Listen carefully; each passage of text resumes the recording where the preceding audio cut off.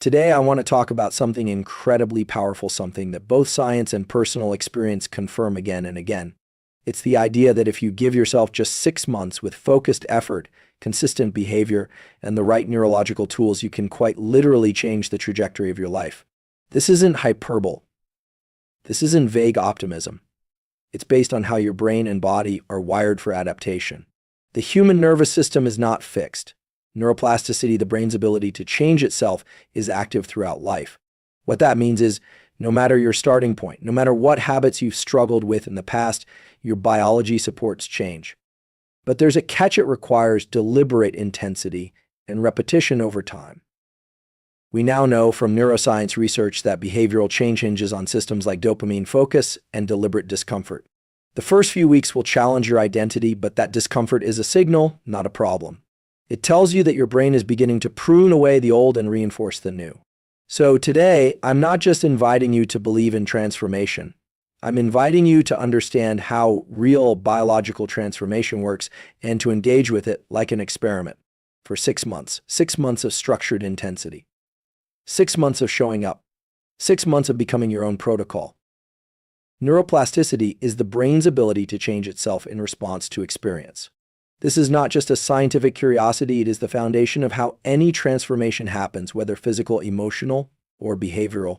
When we talk about giving yourself 6 months to change everything, what we are really talking about is giving the brain 6 months of consistent, repeated experience to rewire itself. Every thought you have, every action you take, and every behavior you engage in sends a signal to your nervous system, telling it what to strengthen and what to discard. The challenge most people face is not that change is impossible, but that they never stay with the same signal long enough for the nervous system to adapt. Neuroplasticity is time-dependent and repetition-dependent. Sporadic effort will not lead to meaningful rewiring, but daily, structured repetition, especially when paired with focus and emotional engagement, can completely reshape how the brain processes information, how the body responds to stimuli, and how habits are formed and maintained. The first principle of engaging neuroplasticity is intensity. The brain does not change in response to neutral, passive engagement. It changes in response to challenge and focus. When you deliberately practice a new behavior, whether it's waking up early, changing your nutrition, exercising, meditating, or writing, you need to bring full attention to the activity. Passive repetition is far less effective than deep, attentive repetition. This is because the brain's plasticity mechanisms, such as long-term potentiation, rely heavily on the release of certain neuromodulators like acetylcholine and norepinephrine, which are only released when we are fully engaged. This is why multitasking and distraction are enemies of change. If you spend 6 months half engaged with your goals, you will only get halfway results. But if you direct high-intensity focus towards specific actions every day, even for short bursts, you activate the very circuitry that drives change at the cellular level. Another key element is timing. Neuroplasticity is heightened during certain windows. For instance, the first 30 minutes after waking is a prime time for learning and encoding new behaviors because your brain is naturally more plastic due to shifts in brain chemistry. Leveraging this window to practice your key habit, whether it's movement, writing, goal setting, or learning, can accelerate the rate at which your nervous system encodes that behavior as part of your identity. Similarly, repetition spaced across the day, ideally morning and evening, strengthens the signal. The brain does not care how you feel about the activity, it cares how often you do it. Repetition is the driver of identity. What's often misunderstood about neuroplasticity is that it's not just about learning new skills. It's about unlearning old patterns. Every time you engage in a new behavior, you are not only building new connections, you are weakening old ones through a process called synaptic pruning. This is why consistency is so important, because every day you repeat the new behavior, you reinforce it while simultaneously degrading the neural pathways of the old behavior. The challenge is that the old habits were likely formed through repetition over many years, so the brain will resist initially. This resistance is not a sign to quit. It's a sign that your brain is undergoing structural change. Discomfort and internal resistance are biological indicators of growth. In the 6-month journey of change, there will be a constant interplay between your conscious willpower and your subconscious programming. Willpower gets you started, but it's the automaticity of neural circuits that sustains behavior. Your job is to repeat the new habit until it becomes the default setting. Studies show that the average time it takes to form a stable habit is not 21 days, it's closer to 60 to 120 days, depending on the complexity and emotional salience of the behavior. This is why the 6-month time frame is so powerful. It gives the brain more than enough time to convert effortful action into effortless identity. But that conversion hinges entirely on repetition.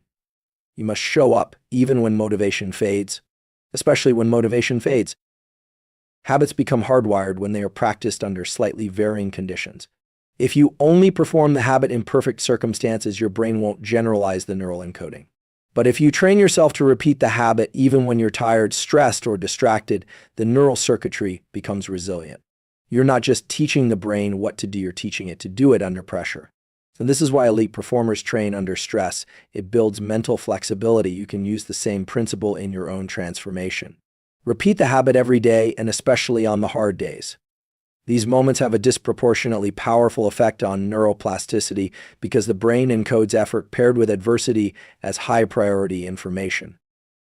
There is also a role for visualization in enhancing repetition. The brain cannot fully distinguish between real and vividly imagined behavior. Mental rehearsal activates many of the same neural pathways as physical action. When you mentally practice your desired behavior, seeing yourself do it, feeling the emotions tied to it, imagining overcoming obstacles, you are reinforcing the same circuitry. This means that even on days when you can't perform the habit physically, you can still build the mental architecture for it.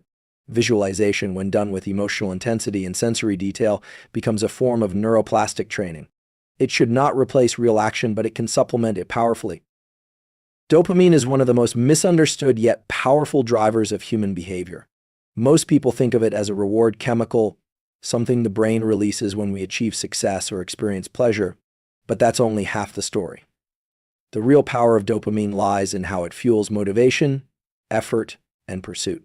It's not the reward itself that spikes dopamine, it's the anticipation, the striving, the challenge. This is critical to understand if you want to transform your life in 6 months. Because if you learn to control when and how dopamine is released in your brain, you can begin to shift from being someone who waits for motivation to someone who generates it internally. You no longer have to rely on external rewards, praise, or outcomes to drive action. You become your own source of fuel.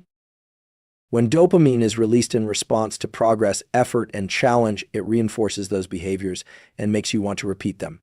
This is called reward prediction error. The brain creates a model of what it expects, and when the experience either exceeds or aligns with the prediction, dopamine reinforces the pathways that led to it. What's fascinating is that you can deliberately train your brain to release dopamine from the process itself rather than from the outcome. This is called rewarding the effort, and it's one of the most valuable psychological shifts you can make. If you say to yourself, "I'm proud of myself for showing up today," or "this moment of discipline feels good," you are literally teaching your brain to link pleasure to action instead of result. Over time, this changes how you approach goals. You stop chasing distant achievements and start enjoying the pursuit itself. The modern world is saturated with dopamine triggers, social media likes, junk food, notifications, entertainment, all designed to hijack your dopamine system and provide quick hits with no effort. This is a problem because it trains your brain to associate dopamine with passive consumption instead of active creation. If you constantly indulge in these artificial spikes, your baseline level of dopamine starts to drop. You need more stimulation to feel normal. Motivation fades, focus erodes, energy declines. The way to reverse this is to reset your dopamine system by reducing artificial stimuli and deliberately earning your dopamine through hard work, consistency, and progress. This doesn't mean cutting out all pleasure, but it does mean being intentional about what you allow to trigger reward in your brain. There's a concept in neuroscience called the dopamine schedule. This refers to how often and in what pattern dopamine is released based on your behaviors. If you reward yourself randomly and intermittently, such as celebrating small wins that aren't always predictable, you actually increase your motivation more than if rewards come at fixed intervals. This is the same principle that makes slot machines addictive, but you can use it constructively. For example, occasionally surprise yourself with a reward after a tough workout or a deep work session, but don't make it a routine. Keep the brain guessing and it will keep producing dopamine in anticipation. When applied to self-development, this strategy builds resilience, enthusiasm, and drive over longer periods. Another tool for managing dopamine is deliberate discomfort. Studies show that dopamine levels increase not only after a reward, but also during the experience of challenge if that challenge is framed positively. Cold exposure, fasting, strenuous exercise, focused learning, all of these can be made more rewarding if you mentally associate them with growth and identity building. If you interpret the challenge as meaningful, your brain will release more dopamine during the activity, not just after it. This flips the traditional pain-pleasure model. You start to crave the hard things because they begin to feel internally rewarding. This is not just mindset, it's neurochemistry in action. The story you tell yourself about effort literally changes the chemical response your brain has to that effort. You also want to avoid what is called dopamine stacking. This happens when you combine multiple sources of dopamine, like scrolling your phone while eating, or listening to music while working out while also thinking about rewards. The more you stack, the more you desensitize your receptors. The brain becomes overloaded and the individual activity loses its intrinsic appeal. To maintain sensitivity, try to isolate your sources of pleasure. Let exercise be about movement, not entertainment. Let eating be about nourishment, not distraction. Let learning be about discovery, not multitasking. The more clean your dopamine hits are, the more potent and sustainable they become, and the more you'll be able to keep going without burning out. The final component is to create a baseline of satisfaction that doesn't rely on novelty. Novelty is a huge trigger for dopamine, but it's not sustainable. If you need everything to be new and exciting all the time, you'll eventually crash. But if you can find meaning in repetition, if you can train your mind to associate effort, structure, and progress with internal satisfaction, you'll be able to keep going long after most people quit. This is what separates those who transform their lives from those who start and stop. They have learned to work with their brain's natural chemistry instead of being ruled by it. One of the most overlooked elements of lasting transformation is the environment in which we operate every day. The brain is a prediction machine, constantly scanning the external world for cues that help it determine what to do next. Every object, sound, light source, device, or person in your environment sends a signal to your nervous system.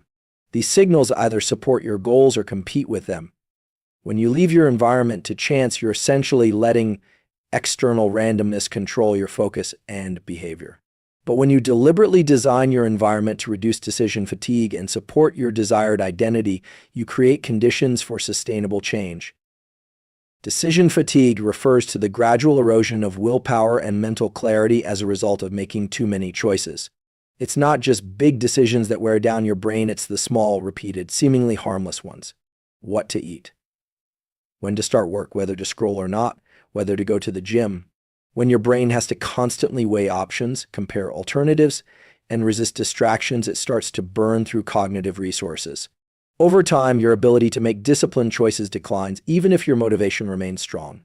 This is why highly disciplined people don't rely on willpower alone. They automate as many decisions as possible by designing their environment to make the desired action the path of least resistance. The first step is to reduce the number of choices you face in your high-performance windows. For example, if your goal is to wake up early and begin your day with purpose, set your phone across the room the night before, turn off all unnecessary notifications, lay out your clothes, and decide what your first task will be. This eliminates the need for mental negotiation in the morning. Your brain doesn't need to decide whether to hit snooze, what to wear, or what to do first. It simply executes. By front-loading decisions when your energy is high, typically the night before, you protect your future self from impulsive behavior. Digital environments also play a massive role. If your phone is filled with apps that trigger distractions or tempt you into low-value behavior, you are fighting a battle every time you pick it up. You can redesign this environment by uninstalling apps, using grayscale mode, turning off badges, or placing your most essential tools front and center. When your devices are aligned with your priorities, they stop being a source of noise and start becoming an extension of your goals. This is not about restriction, it's about alignment. You are designing your digital tools to serve your mind rather than scatter it. Physical spaces matter just as much. The layout of your workspace, bedroom, kitchen, or training area influences your behavior more than you might think. If your workspace is cluttered with distractions or things that don't serve your purpose, your brain will expend energy resisting temptation. But if you enter a space that is clean, intentional, and primed for focus, your nervous system enters a different state. Light, posture, sound, and even temperature all modulate your brain's state of arousal and readiness. For example, bright overhead light and upright posture activate alertness, promoting circuits in the brainstem and cortex. This makes you more focused and less prone to procrastination. Subtle environmental changes can have massive cumulative impact over a 6-month period. You can also stack your environment with behavioral cues that trigger your desired habits. This is known as cue-based habit formation. If your goal is to journal each morning, placing your journal and pen on your pillow or next to your coffee mug creates a frictionless pathway to follow. If your goal is to exercise, placing your shoes and water bottle by the door the night before reduces the psychological barrier to starting. These small cues serve as neural primers. They signal to the brain what to do next, reducing the cognitive cost of initiation. Once a behavior is initiated, it becomes easier to sustain. The key is to reduce the energy required to begin. Another strategy is to deliberately limit access to temptations or behaviors that you are trying to change. This is known as environment shielding. If you're trying to reduce mindless eating, remove processed snacks from your line of sight. If you're trying to focus more deeply, install website blockers during your deep work hours. These small boundaries protect your attention and energy. The brain is highly responsive to what is available and visible. Out of sight often truly becomes out of mind because neural circuits tied to reward seeking are not activated in the absence of triggers. It's important to understand that your environment is not neutral. It's always nudging you towards something. Either it's supporting your discipline or it's making discipline more difficult. By redesigning your physical, digital, and social environments to be congruent with your goals, you create a form of external structure that supports internal consistency. This doesn't mean you have to live rigidly or remove all flexibility. It means the default choices in your environment are aligned with the identity you are trying to build. The fewer decisions you have to make in the moment, the more energy you have to stay consistent with what matters most. Stress is often perceived as a negative force, something to avoid or eliminate, but this is a misunderstanding of how the human body and brain are designed to function. From a biological and evolutionary standpoint, stress is a catalyst for adaptation. It is the signal that alerts your nervous system to the need for change. When managed and directed correctly, stress can become one of the most powerful tools in the process of transformation. The key is not to avoid stress, but to learn how to engage with it deliberately, using it to drive mental, emotional, and physical growth over time. This approach is grounded in the concept of hormesis, where exposure to controlled amounts of stress strengthens the system. The human nervous system is designed to respond to challenge. When you experience stress, your body releases hormones like adrenaline, cortisol, and noradrenaline. These hormones increase alertness, focus, and energy availability. In short bursts, this stress response sharpens your cognitive and physical abilities. If you avoid all discomfort or always seek comfort, your nervous system becomes less responsive and more fragile. But if you train your brain and body to step into stress on purpose, to deliberately engage in effortful, uncomfortable activities, you teach your system to become more resilient. This is how athletes, performers, and high achievers in any field build endurance, both mentally and physically. They don't just endure stress. They rehearse it, they learn to breathe through it, and they eventually thrive within it. There are two types of stress, eustress and distress. Eustress is the kind of stress that feels challenging but manageable. It's the signal that you're pushing your limits in a healthy way. Distress is the type of stress that overwhelms the system, often caused by chronic, unrelenting pressure without recovery. The goal is to intentionally engage in eustress-producing activities, cold exposure, focused learning, hard workouts, public speaking, fasting, writing, or problem solving, so that your nervous system becomes more adaptive. Each time you enter a controlled stress state and then return to baseline, you increase your capacity for future challenge. Your heart rate recovers faster, your breathing normalizes more quickly, and your mind regains clarity sooner. This cycle of challenge and recovery is how resilience is built. The reason this matters for a 6-month transformation is because growth cannot occur in the absence of stress. Change is inherently uncomfortable. The moment you attempt to adopt a new habit, wake up earlier, move your body more, eat differently, or think in a new way, you're introducing stress into your system. If you perceive that stress is a threat, your nervous system will resist it. But if you interpret that stress as a signal of growth, your brain releases chemicals that support learning, memory, and motivation. Perception of stress determines its impact. This is supported by research showing that people who believe stress helps them grow actually have better health and performance outcomes than those who see stress as purely harmful. Another important factor is your breathing and posture during stress. These are direct inputs to the autonomic nervous system. When you are under pressure, your breath becomes shallow and rapid, and your posture often collapses. But if you train yourself to slow your breathing, to take deliberate inhales and even longer exhales, you send a signal to your brainstem that you are in control. This activates the parasympathetic nervous system and allows you to maintain clarity even under pressure. Likewise, an upright posture with expanded chest and lifted head changes the body's interpretation of the moment. These physical adjustments can shift your internal chemistry from panic to readiness, allowing you to use stress as fuel instead of letting it become a barrier. Sleep and recovery are also essential components of stress adaptation. When you challenge your system during the day through intense effort, learning, or physical strain, your body and brain need rest in order to rebuild. Sleep is when the brain consolidates memories, repairs neural tissue, and restores chemical balance. Without adequate recovery, the stress you accumulate turns from beneficial to harmful. But with strategic cycles of stress and rest, you accelerate adaptation. This is why rest is not laziness, it's part of the protocol. The nervous system can only grow stronger if it has the chance to reset. Pushing constantly without breaks leads to burnout, but cycling between deliberate intensity and intentional rest leads to expansion. Equally important is developing the mindset that difficult moments are invitations for rewiring. When you encounter friction, when a workout feels hard, when a conversation is uncomfortable, when the temptation to quit is loud, those are the exact moments when your identity is reshaping. The brain is most plastic under emotional weight. If you can stay present in those moments, breathe, and take one more step, you're literally building new neural pathways. You're proving to your brain that you can operate under pressure. You're building trust in yourself. Over time, what used to feel overwhelming becomes familiar. What once triggered avoidance now signals opportunity. This is how stress becomes not an enemy but a compass. One of the most critical shifts in achieving deep, lasting transformation is moving from identity-based excuses to identity-based discipline. Most people approach change by trying to manipulate their behaviors, wake up earlier, exercise more, procrastinate less, but they do so while still holding on to a self-image that contradicts those actions. The brain, however, will always work to stay consistent with the identity it believes is true. If you see yourself as someone who just isn't consistent, or always gives up, or can't focus, you will subconsciously create conditions to prove that narrative right. This is not a character flaw, it's a neurological loop. Identity shapes perception, perception shapes behavior, and behavior reinforces identity.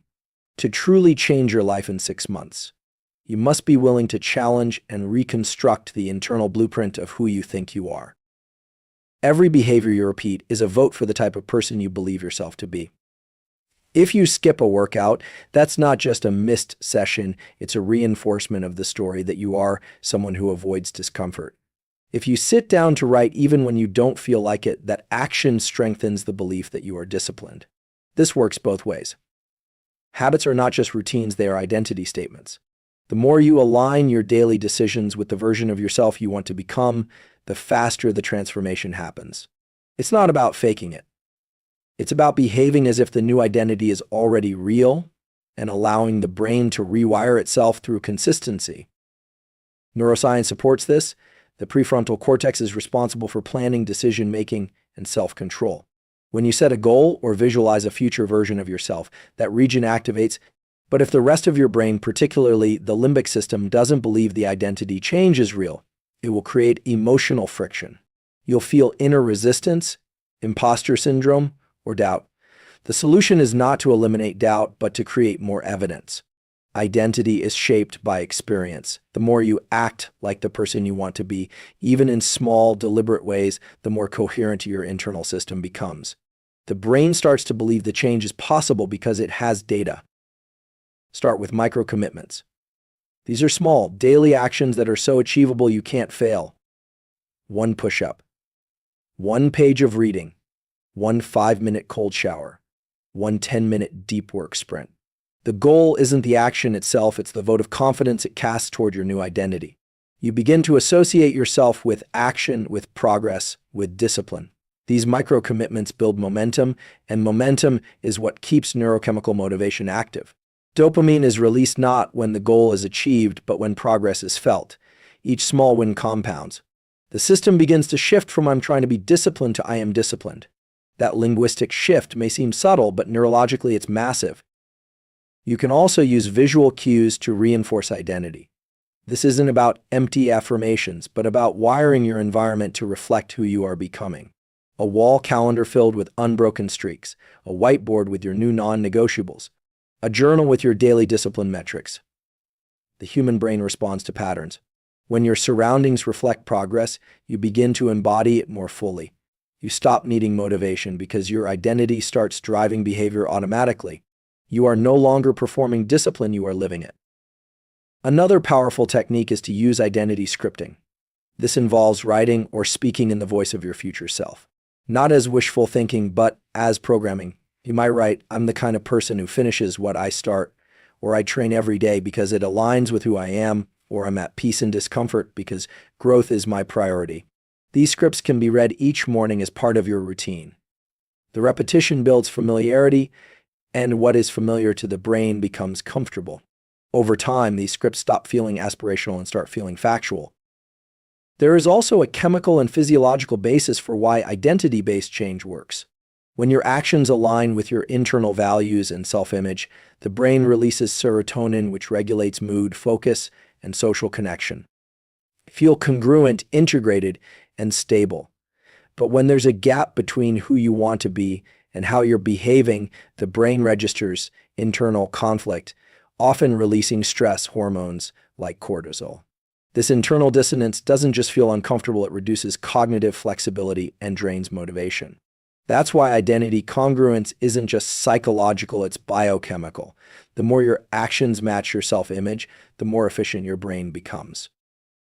The most profound transformations happen when your identity becomes non-negotiable. You no longer have to negotiate with yourself every day about whether to train, whether to show up, whether to choose discomfort over ease. It simply becomes who you are. The decision has already been made at the identity level, so execution becomes effortless.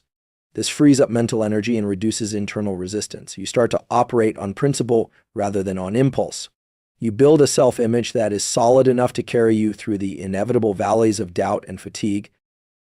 The final and often most underestimated factor in sustainable transformation is your ability to maintain emotional control in real time. The nervous system is wired to react before it reflects. When you're tired, triggered, frustrated, or disappointed, the default response is emotional reactivity. But emotional reactivity is the enemy of consistency. It creates detours. It pulls you out of focus. It hijacks your time, your decisions, and your attention. To stay on track over 6 months of disciplined effort, you must train yourself to observe your emotional responses without being governed by them. This is not emotional suppression, it is emotional mastery, a skill that can be developed just like physical strength or mental clarity. Every emotion has a physiological signature. Anger increases heart rate and narrows visual focus. Anxiety disrupts breathing and creates mental loop patterns. Sadness lowers energy and reduces motivation. These responses are not random, they are part of your autonomic system's attempt to prepare you for perceived threats or needs. But in a world that constantly bombards your system with stimulation notifications, opinions, comparisons, deadlines, these emotional circuits are often misfiring. You might feel threat where there is simply challenge. You might respond to pressure with avoidance instead of presence. The path to change requires not just behavior shifts, but regulation of the systems that influence those behaviors. One of the most effective tools for emotional regulation is breath control. Breathing is the only function that is both automatic and voluntary, meaning it gives you direct access to your state. When you feel overwhelmed, extending your exhale longer than your inhale activates the parasympathetic nervous system, signaling to your brain that you are safe. This downregulates cortisol and noradrenaline, calming your physiology. It creates a window where your thinking brain can come back online. This is crucial because you make your worst decisions when you're in a sympathetic dominant state. You send a text you regret, you skip a workout, you break your streak, not because you're weak, but because your body is operating from fight or flight circuitry. Learning to pause and control your state allows you to choose your next action instead of being dictated by emotion. Another layer of emotional control is learning to identify and name your internal experience. Neuroscientific research has shown that simply labeling an emotion, this is frustration, this is doubt, this is resistance, reduces its intensity. The prefrontal cortex activates, allowing the brain to observe rather than fuse with the feeling. This is a form of self-distancing that gives you leverage over your internal state. It transforms the emotion from something you are into something you are experiencing. That space between stimulus and response is where discipline is born. And the more often you practice this in the moment during a tough workout, a boring task, or an uncomfortable conversation, the more your brain learns that you are in control, not your emotions. Mental reframing is also essential. Emotional responses are largely interpretations. Two people can experience the same situation with radically different reactions based on the narrative running through their mind. If you miss a day of progress and tell yourself, "I'm failing," that emotion leads to guilt and discouragement. If instead you tell yourself, "This is part of recalibrating," your nervous system stays regulated. You're more likely to get back on track quickly. The brain believes the story you tell it. Emotional control is not just about suppression, but narration, choosing the lens through which you interpret events. This shifts the chemistry of your experience and keeps you in momentum. There is also a social component to emotional regulation. The people around you can either trigger dysregulation or support coherence.